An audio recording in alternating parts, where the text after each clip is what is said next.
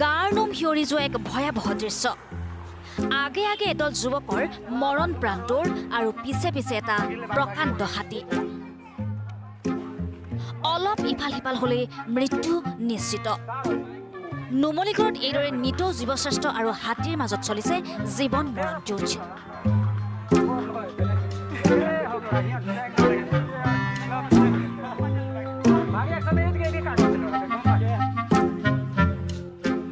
ঘটনাৰ স্থান নুমলীগড়ৰ দৈগুং চাহ বাগিচাৰ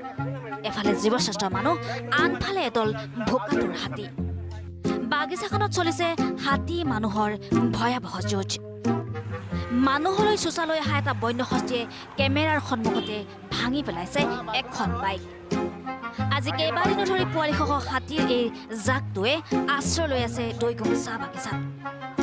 হাতীৰ জাকটো আশ্ৰয় লৈ থকাৰ বাবে চাহ বাগিচাখনত কাম কৰিবলৈ ভয় শ্ৰমিকসকলৰ ইফালে জাকটোক আঁতৰাই পঠাবলৈ যিমানে চেষ্টা কৰিছে সিমানেই হাতীৰ জাকটো চোচা লৈছে মানুহলৈ যিকোনো মুহূৰ্ততে সংঘটিত হ'ব পাৰে হাতী মানুহৰ ভয়াৱহ সংঘাত এনেদৰে নুমলীগড়ত অব্যাহত আছে হাতী মানুহৰ সংঘাত কমাৰগাঁৱৰ পৰা সাগৰ জ্যোতি হাজৰিকাৰ ৰিপৰ্টাৰ লাইভ অসম